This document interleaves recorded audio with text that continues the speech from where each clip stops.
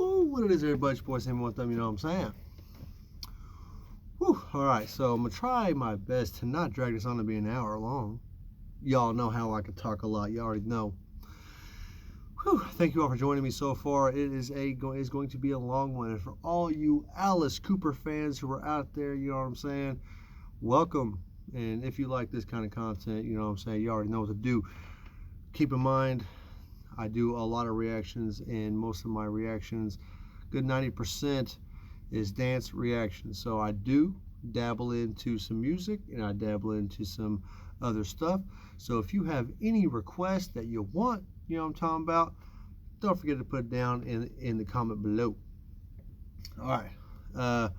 Sorry for saying Joe Breezy TX. Like I said, you wanted me to react to Keon Madrid and a few other dancers, you know what I'm saying, Pat and Vin. There Goes My Baby, and I've already done that one. I do so many that it's hard to remember them all.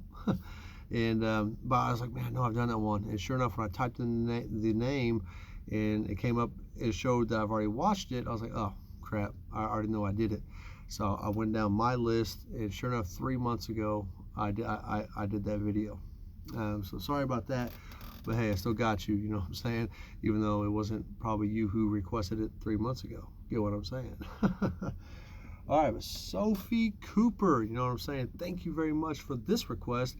This is a long one. All right, I know. See how my thing keeps wobbling and focusing? I might switch back, but man, I like the camera quality of this. All right, so this is an interview from, let's read it again because I'm a Life Focus. This is season 3, The Wit, Wisdom, and Wickedness of Alice Cooper. It's 25 minutes long, as you can see right there, and I guess what you said to me, Sophie, was you get to see a lot about Alice Cooper, his family, and so on. That's going to be awesome. So it's going to be nice to kind of dig in a little bit of this man right here, you know what I'm saying? One of the masters of darkness. You know, get what I'm saying? All right, so thank you very much for this request. Let's get into this. Let's get it. 25 minutes. Let's see what Alice Cooper got to say. Next on Life Focus. Parents hated me, kids loved me. Parents hated me, kids loved me. That sounds about normal, huh? And I went out of my way to make parents hate me. Alice Cooper, the prodigal son of rock and roll.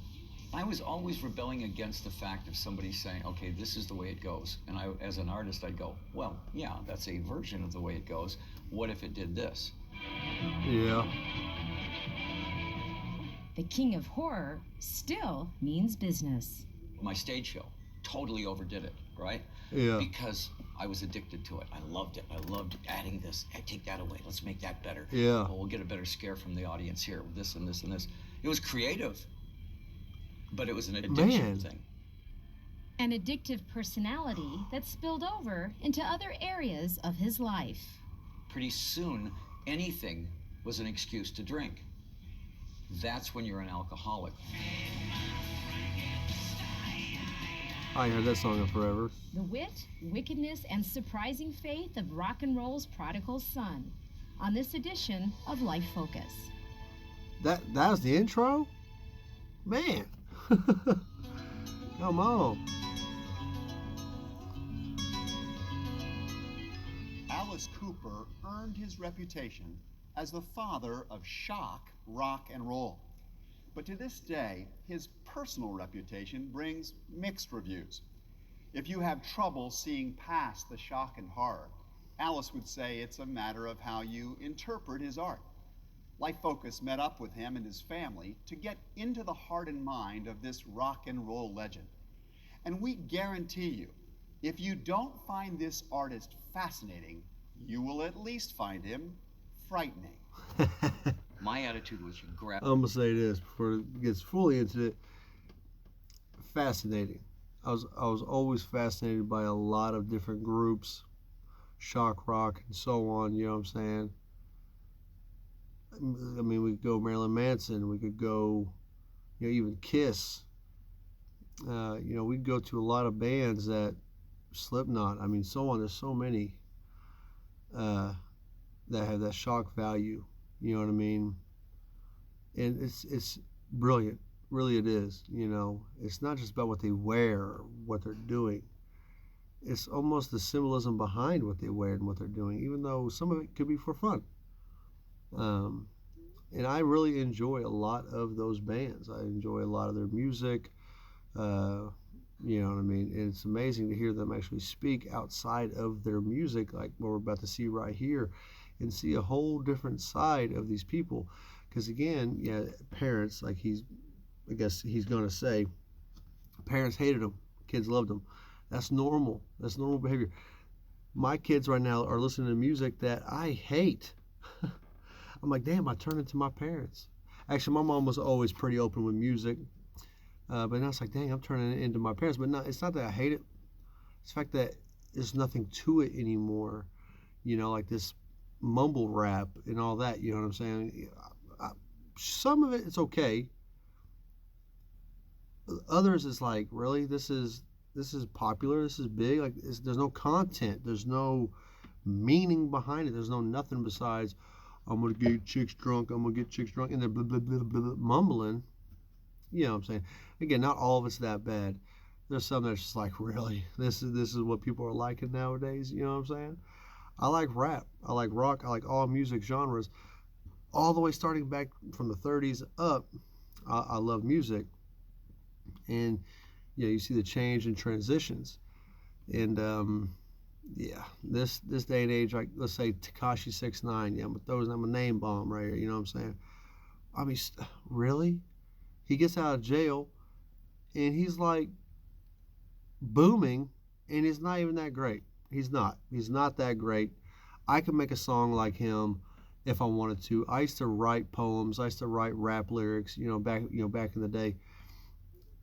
Whatever. You know what I mean? And yeah, that's exactly what I'm talking about. A person like Takashi 69, he ain't got no skill. Sorry, let's get it. By the throat and say, "Come here. I have you for 2 hours." I think that's the way. That's the way that I learned to do it, and I don't think there's anything wrong with that. You know, be powerful. But I'm not gonna be the guy that's just now. Well, now, I hope I didn't offend you. You know, sometimes society needs to be offended. That's right. I wanted Alice to be the personification of villain in rock and roll. Because we had so many heroes. For this shock rocker, horrifying is just part of good, clean fun. I think the idea was to be clever, not just vile. So I said, let's not do all the swearing on stage. Let's be Moriarty. Let's be the clever villain, not the obvious villain. I like The that. bloodier the guillotines, Oh the yeah. more creepy the reptiles, the more entertaining. A 12-foot boa constrictor on the neck of this already horrific monster up there would even take it to another level. So I had to learn to pick up the snake, put it around my neck, and I was nervous about it until I started learning about these snakes and realizing that they are probably less harmful than your puppy, but they look great. Until So they great get hungry that the Rolling and Stone strangle Album you. Guild credited him the world's most beloved heavy metal entertainer. But many found no glory in a man known for bringing horror to rock and roll. That's There's awesome. nothing about that was satanic.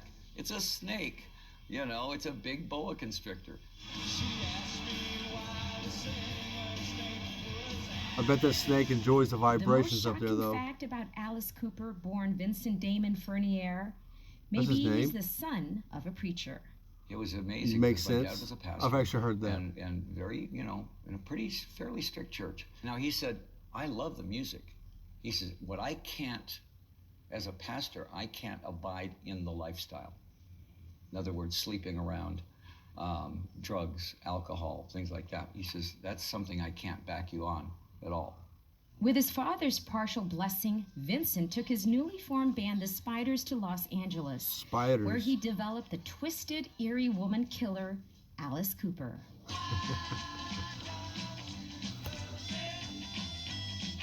So beyond the name, Alice Cooper, it just popped in my head here.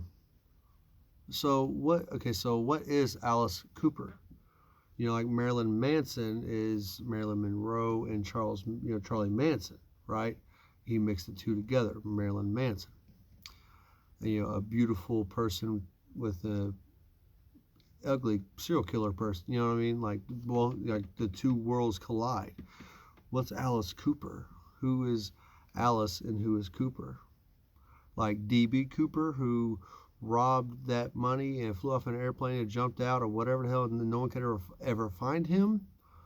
And Alice, like Alice in Wonderland, like same thing, like a beautiful with a bad, and the two. Y'all let me know.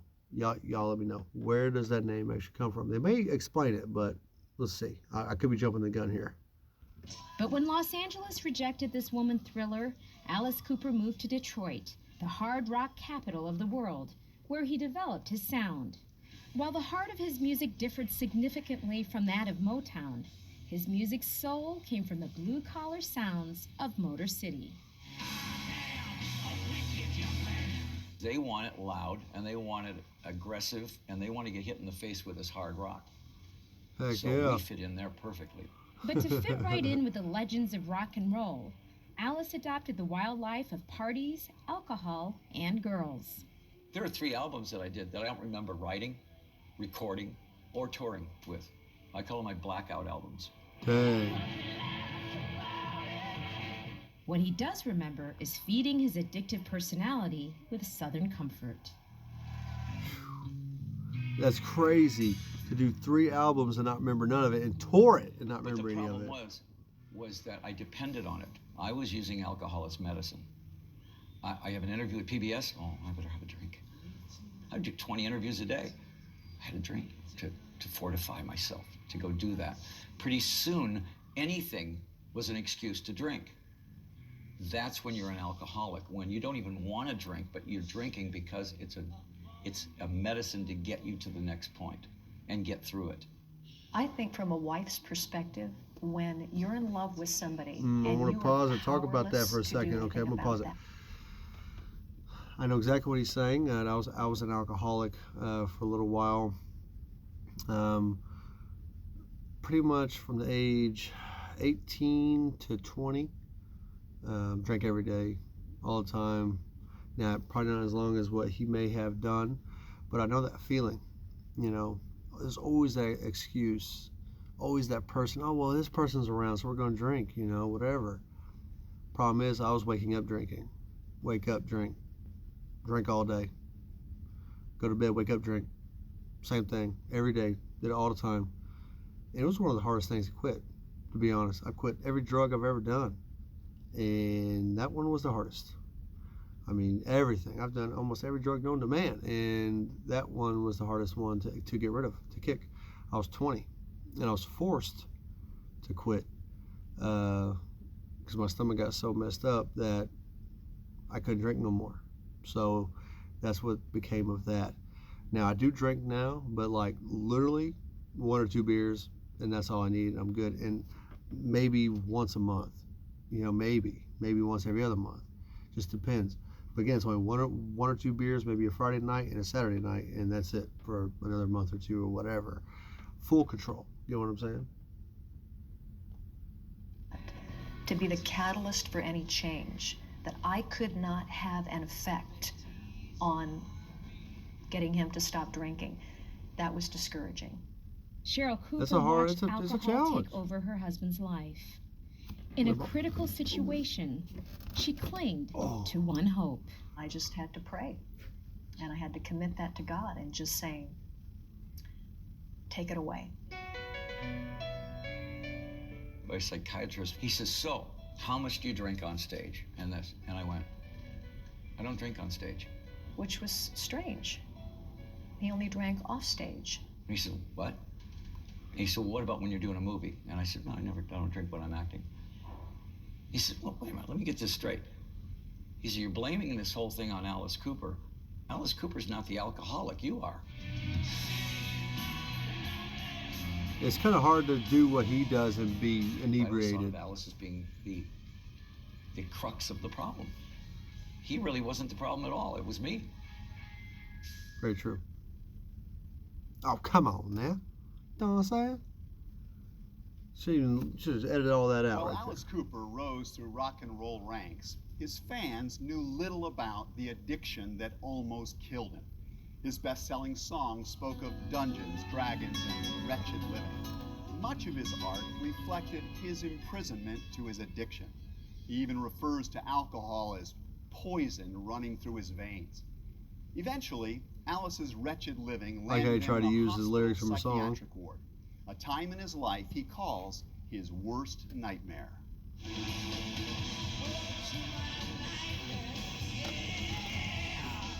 I was the least scary person in the hospital. Everybody else was in there for like chopping up their uncle and putting it in a box and sending it to their aunt, you know. And after a while, when I got sober, I started looking around going, this is the most dangerous place I've ever been. Everybody's in here for some horrendous crime. And they're all like, hi. How are you? And I go, That's scary. I'm okay. He landed in a New York facility after a little convincing from his wife. Coercion, ear pulling, leading by the elbow, but there was no doubt about this. I was either going to have a part in getting him into this hospital, or I was going to sit back and watch him die. And I was not prepared to do that. To sit idly by, watch him throw up blood and disintegrate. I couldn't sign. I had the shakes so bad. Once you sign in, you're there for 72 hours legally. After 72 hours, I was fairly sober. And I started going, well, I went 72 hours. That was the hardest part of this. Yep. I can go another couple days. Pretty soon that was a month. I think I was in there a month, maybe a month and a half. And when I came out, I was stone cold sober.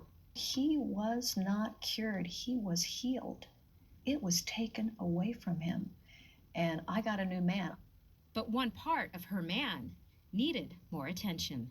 I knew so deep down inside of me that my relationship with God was absolutely in the bottom drawer, where it should have been in the top drawer. And that ate away at me and ate away at me to the point where finally I had to get off that fence. I had to pick a side. And that's really why I became Christian. Alice's monster-like characters appealed to millions. However, another side always attracted Cheryl, a man of faith waiting to come out. A lot of people say, how did you know when you were 19 years old that this marriage would work? I said, I didn't. Yeah, that was actually a thought in my head, you know. What if all of a sudden my personality has changed so much that she's kind of put off by it? How you gonna see me now? And I wrote this really heartbreaking song called How You Gonna See Me Now that I think a lot of people out there related to.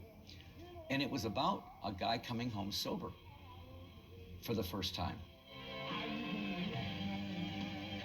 I got the man I always knew that I married. Cheryl Goddard, also a preacher's kid, met her future husband when she auditioned for his 1975 rock concert.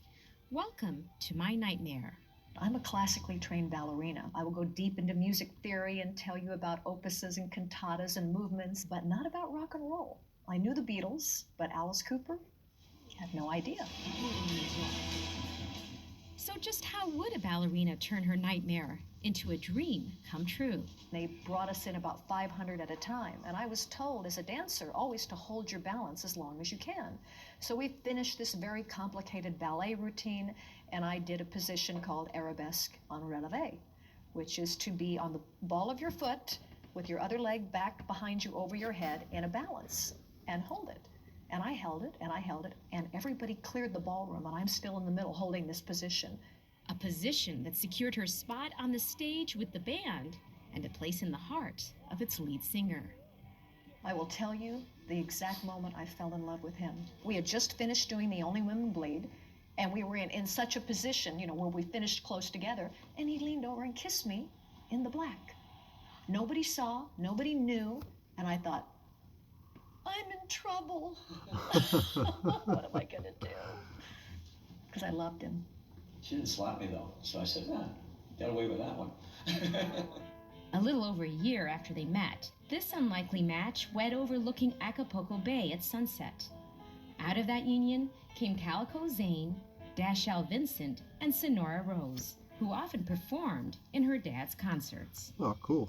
I was literally soaked in blood, and I had to do the gruesome makeup every single night. It would always change, and it was so much I fun. bet to be his child, man, to be his kid and to live with that lifestyle and to be able to be on stage like what she's talking about, drenched in blood, makeup, and so on.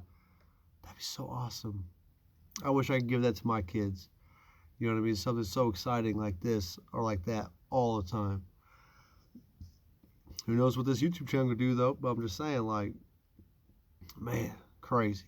Crazy. I'm loving this. Sophie, thank you very much. He's just a normal guy around the house. It's a real transformation when he's on stage. It's not necessarily, you know, he's a creepy guy at home, unless, you know, my sister's prom dates are showing up, you know? Sonora, that's very bright. Everything sounds okay now. The children will tell you the strong foundation in their home rests in their Christian faith. My faith has grown so much just because of my family. They're so supportive of me in everything I do. I lived in a Christian home my whole life, and then when I was about 16 or 17, I actually became a Christian. I actually adopted it as my own because God grabbed me by the heart. Was God first, each other as our priority, our kids, business, career came fourth or fifth down that rung of the ladder. But what many people cannot understand is the seemingly opposing values. How can an evangelical Christian at home justify the monster he plays on stage? No, there's lines in the sand that I won't cross, and I think that everybody should have that. Every artist should have lines in the sand they won't cross. Lines he discovered when he first converted to Christianity nearly 4 decades ago. When I was doing the album Trash, it was all sexual, very sexual, but that was before I was Christian. You know, there are certain songs on that album I won't do on stage because I don't believe that message anymore. But he now clings to a new message, one he says the rock community often misconstrues. Even heavy metal bands that go, Satan rules, you know, that whole thing. And then you go, and God? You know, oh, there's no God. Oh, really? I said, you spend an awful lot of time screaming about there's somebody that you don't believe in. I think they're actually screaming out loud to God, not against him. How can you believe in God and not Satan? I mean, you know, it's like saying I believe in salt but not pepper. His angry performances point to the real enemy in the battle, good versus evil. I do a show now that's just as Phone me, ferocious my phone. in its energy Let's turn my as it's ever notifications been, off. but I see it differently. I see the show differently.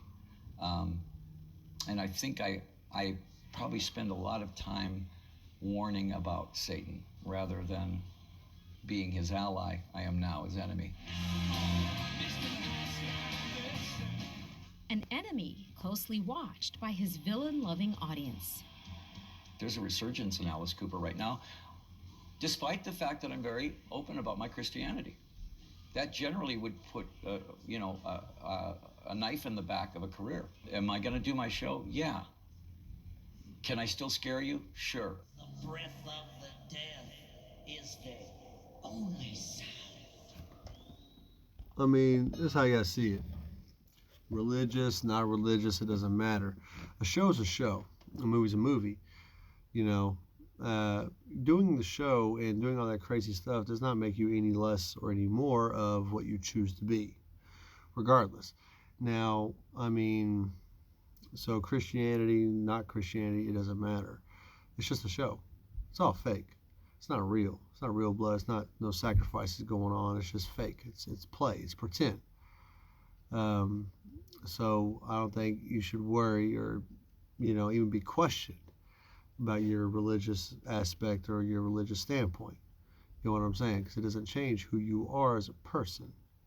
You know what I'm saying? I got a whole different views on things, but we'll talk about that one later on.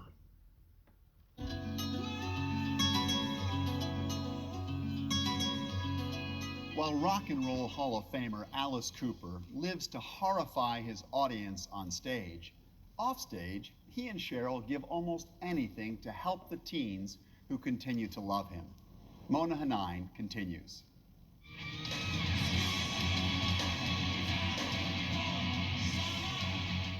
The moment he wrote Schools Out, Alice Cooper knew it would be a hit. I said, if this isn't a hit, I should be a milkman or something.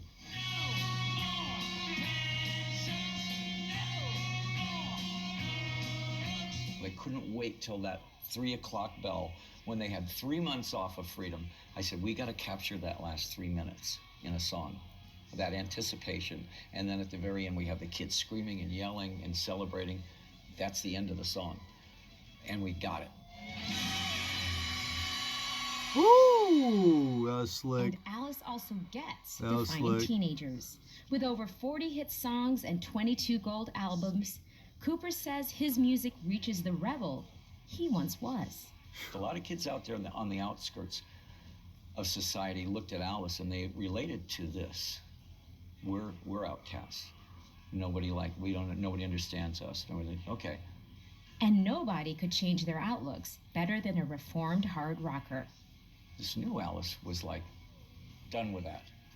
I am now in charge. And a lot of kids went, oh, okay. Well, we don't have to be like this anymore. We can stand up for ourselves.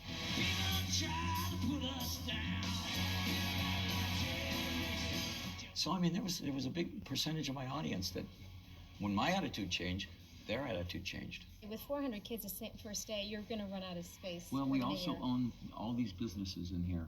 Wanting to help teens discover their talents, Alice and Cheryl Cooper started the Solid Rock. What we've realized on that, if you take a kid from the worst part of Phoenix and take a kid from the biggest mansion, put them in a room together, what are they going to talk about? Music. Yep. What are your jams? What are you listening to? This, music is the common denominator. This right here is our Very hobby. true. I like that. I really do like that. Music is very much influential and a medium ground for anybody. This is crazy because you could talk to, like he said, you could take the worst ghetto here in Oklahoma, take a kid from there, and then take a kid from Gaillardia here in Oklahoma, which is the richest damn neighborhood here in Oklahoma, and put them in a room together, and sure enough, I bet they could talk about music.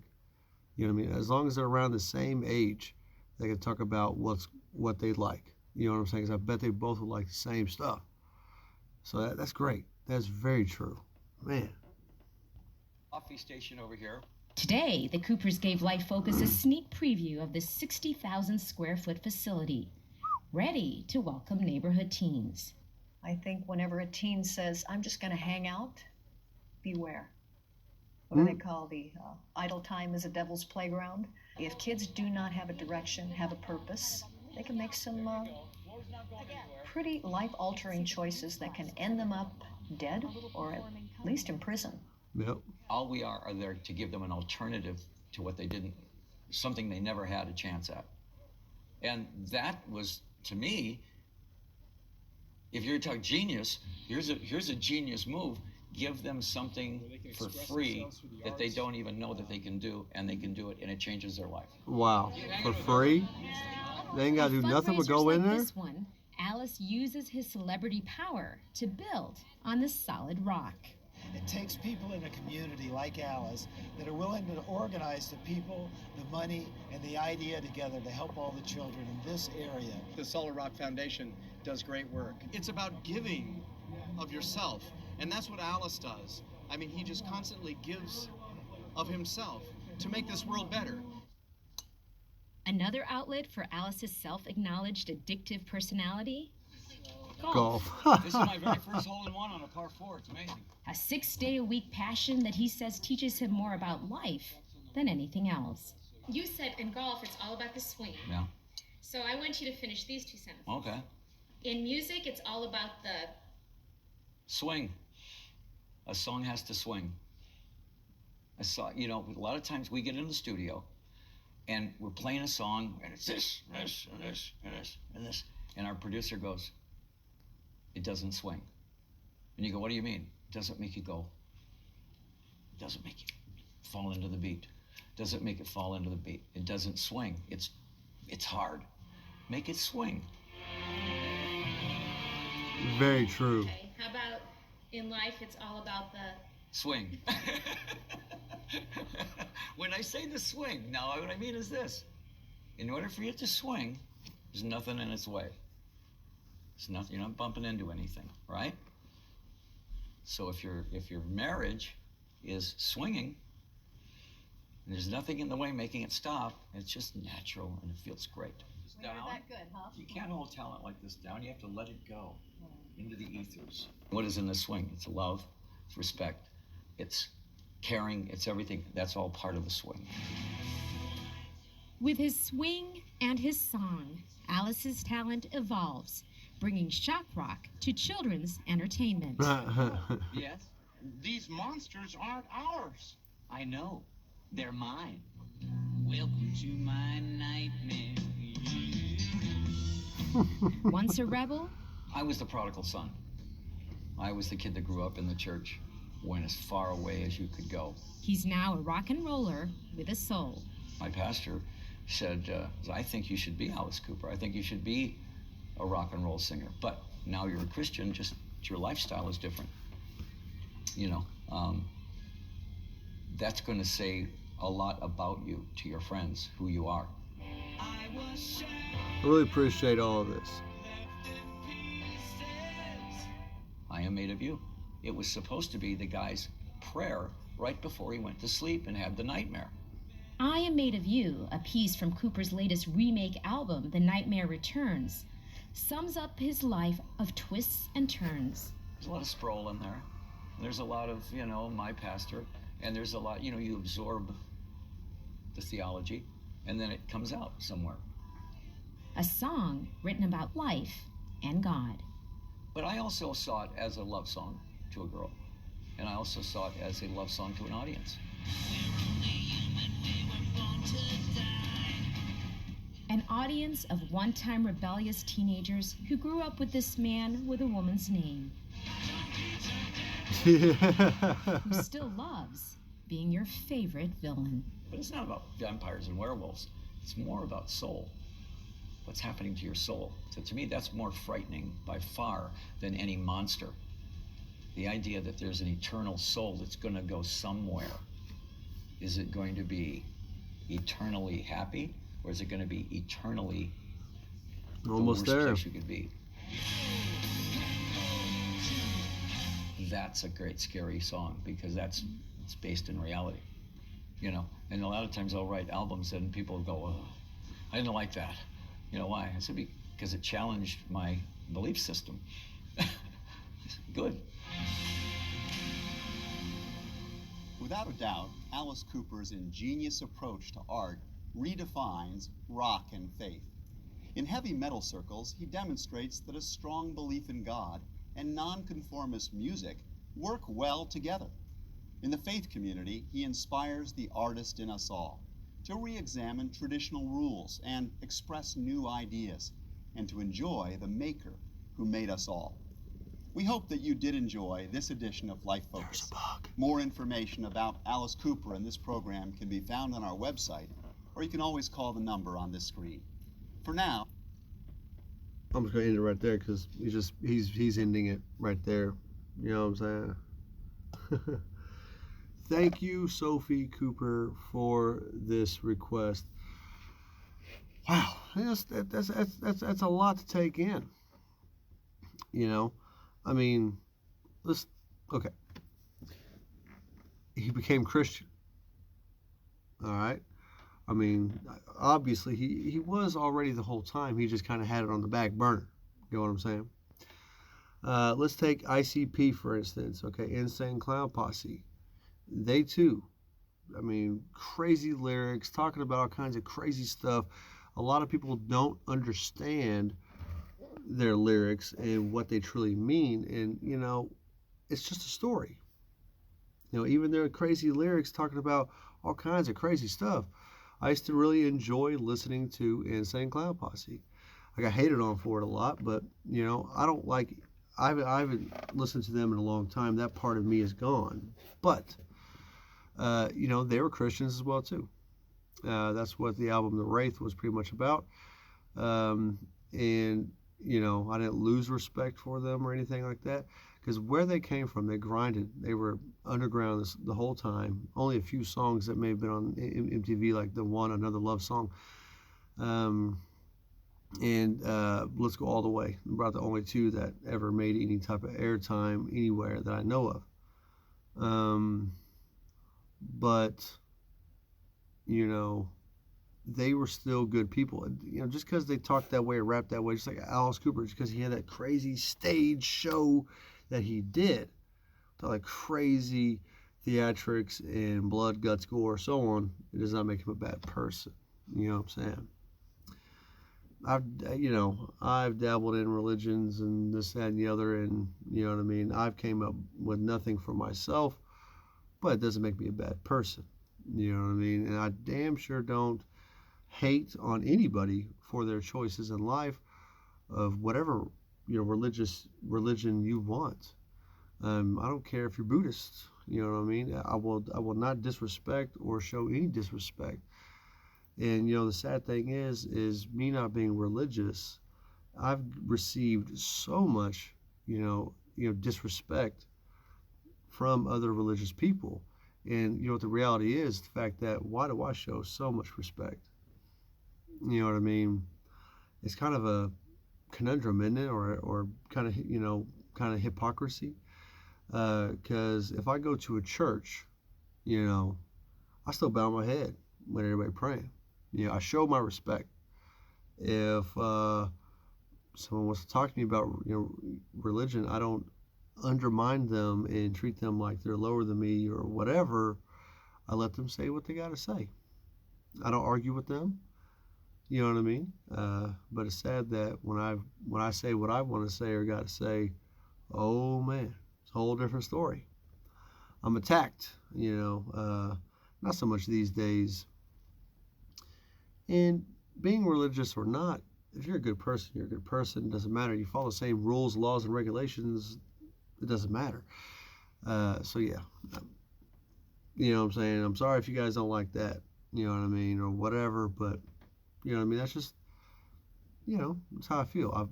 I've been to many church, many different types of churches, everything, friends, so on. And my mom gave me the freedom. She said, you are free to choose whatever you want to be. Christian, whatever. It's your life. This is your life. You get to choose what goes on in your life. And this is from a child up. So yeah, you know what I mean? And so I tell her, I'm like, oh, I'm going to go to church, I'm going to do something, do that. She didn't care either way. You know what I'm saying? So it's, it gave me an open mind. It gave me freedom of thought to find my path and to choose my best and worst choices I could possibly make for my life. You know what I'm saying? Yeah. So when you're doing a story on stage or you're doing a rap song, rock song, whatever, you know what I mean? It's not about religion at all. It's just about telling that story, regardless of how crazy it is. So yeah, I think that's where I'm kind of getting at here. Yeah. All right, you guys, man, I really appreciate all you guys for sticking around and watching this with me. It was great. It was amazing. I did enjoy every single bit of that.